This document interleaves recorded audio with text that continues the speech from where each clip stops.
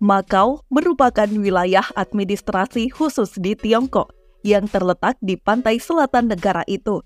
Wilayah Makau berlokasi di sudut barat daya muara Sungai Mutiara Zu, Zhujiang, dan di ujungnya adalah pelabuhan Guangzhou, Kanton, dan berdiri di seberang daerah administratif khusus Hong Kong, berjarak sekitar 60 km di sisi timur. Sempat dikuasai Portugis atau Portugal, mereka menetap di Makau pada abad ke-16. Namun pulau itu diserahkan kembali ke Cina pada tahun 1999. Makau merupakan salah satu tempat terpadat di dunia dan seluruh penduduk digolongkan sebagai perkotaan. Makau memiliki populasi yang relatif lebih tua dengan kurang dari seperempatnya lebih muda dari usia 25 tahun. Selamat datang di channel Gap News.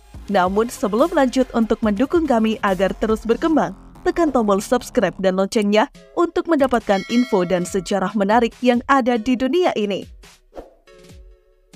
Makau, sebuah wilayah pesisir selatan Tiongkok, resmi dikembalikan pemerintah Portugis kepada Cina setelah lebih dari 4 abad disewakan kepada mereka. Pengembalian kedaulatan ini pun menandai titik awal Makau untuk memulai membangun daerah administratif khusus Republik Rakyat Cina itu menjadi salah satu destinasi wisata dan dikenal sebagai Las Vegas-nya Asia. Dalam sejarahnya, Makau merupakan daerah jajahan tertua Eropa, tepatnya Portugis yang menginjakkan kaki di Cina pada abad ke-16 lewat kedatangan George Alvarez pada tahun 1513. Misi awal adalah untuk melihat wilayah yang cocok yang dapat dijadikan sebagai pos perdagangan. Sementara itu, dinasti Ming yang berkuasa pada masa itu akhirnya menyewakan daerah Makau ke Portugis untuk dijadikan pelabuhan dagang yang kelak berkembang sebagai perantara utama dalam perdagangan antara Asia dan seluruh dunia. Pada waktu itu, Santo Franciscus Xaverius berhasil mengubah sebagian besar penduduk Makau yang terdiri dari orang Jepang dan Cina untuk masuk Kristen dengan menjadikan Makau sebagai basis operasi. Pada tahun 1500 hingga 1600-an lalu, banyak dibangun gereja di Makau, termasuk sebuah perguruan tinggi Kristen.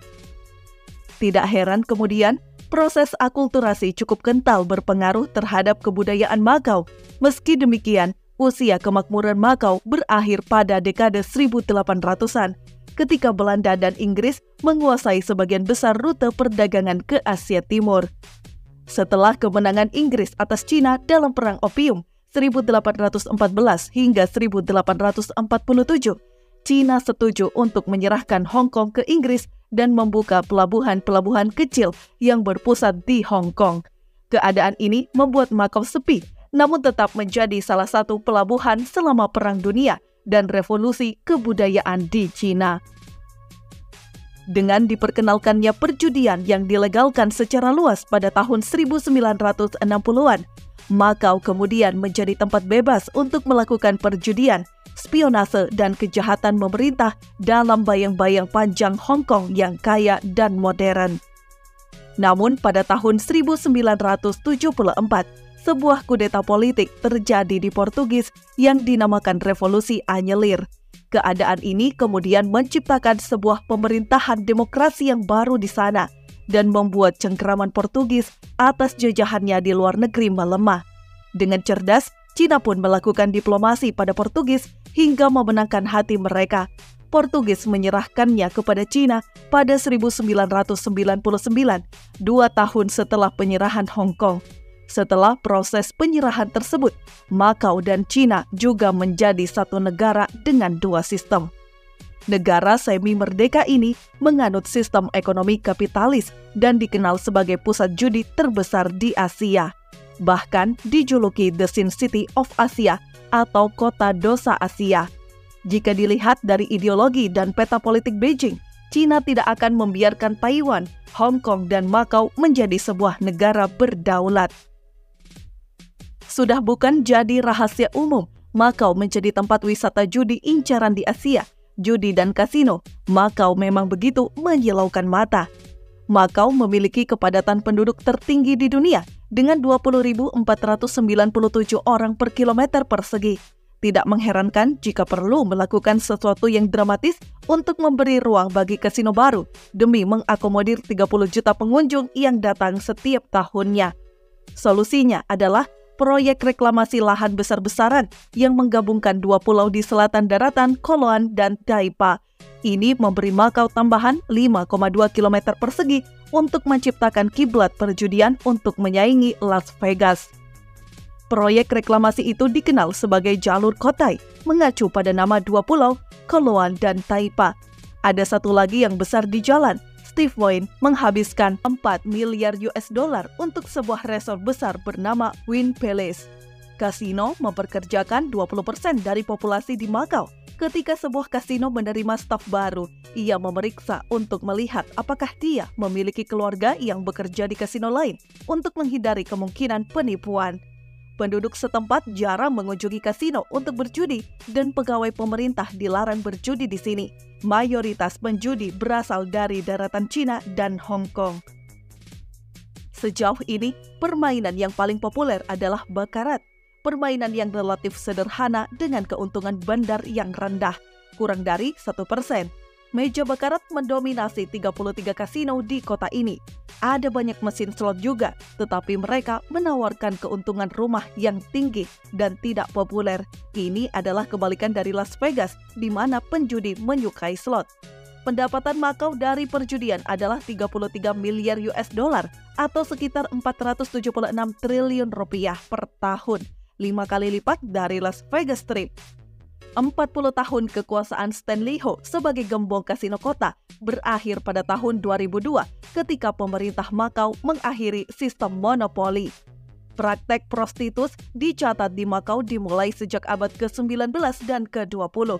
Pada abad ke-19, di samping bordel konvensional, Macau memiliki bordel terapung yang dikenal sebagai perahu bunga yang melayani kapal asing. Setelah tahun 1851, kegiatan prostitus mulai diatur, dan pada 1930-an, pemerintah berusaha untuk mengakhiri eksploitasi dan penyalahgunaan pelacur. Pada akhir 1930-an, ada 120 rumah bordil di kota dengan 1.500 pelacur. Pada 1990-an, terdapat laporan yang menuduh bahwa anggota triad Cina mengatur pernikahan dengan pelacur Portugis untuk mengamankan kewarganegaraan Portugal. Pada awal 2015, terdapat laporan tabloid tentang aktris film dewasa Jepang yang datang ke Macau untuk bekerja sebagai pelacur. Klien mereka dikatakan adalah orang Cina yang kaya. Prostitus adalah legal di Macau, tidak seperti di daratan Tiongkok, karena kota ini merupakan wilayah administrasi khusus negara tersebut. Namun yang mengoperasikan rumah pelacuran dan pengadaan keduanya dianggap ilegal di Macau, yang dapat dihukum dengan hukuman penjara maksimum 8 tahun. Prostitus jalanan adalah ilegal, tetapi pekerjaan itu dilakukan di panti pijat dianggap sebagai legal. Kota ini memiliki perdagangan prostitus yang besar, meskipun tidak ada distrik lampu merah resmi. Selain prostitus jalanan, para pelacur bekerja di gedung sewaan, panti pijat dan rumah pelacuran ilegal, dan kasino, klub malam, sauna, dan beberapa hotel besar. Banyak trotoar dan underpass di kota penuh dengan kartu panggil pelacur. Ekonomi Macau sebagian besar didasarkan pada pariwisata, dengan pemasukan yang signifikan dari kasino judi, obat-obatan, dan prostitus yang telah menyebabkan kota ini disebut kota dosa atau Sin City. Karena pemerintahan Macau sangat bergantung pada pajak dari prostitus dan perjudian. Pihak berwenang secara tradisional enggan mengurangi ukuran industri prostitus. Sindikat dari Tiongkok dikatakan telah memikat wanita dari daratan Tiongkok untuk bekerja sebagai pelacur di Macau dengan iklan palsu untuk bekerja di kasino, bekerja sebagai penari, atau jenis pekerjaan resmi lainnya. Ada juga dugaan bahwa perempuan diperdagangkan ke Macau untuk pelacuran dari Mongolia, Rusia, Filipina, Thailand, Vietnam, Burma, Asia Tengah, dan Afrika Selatan.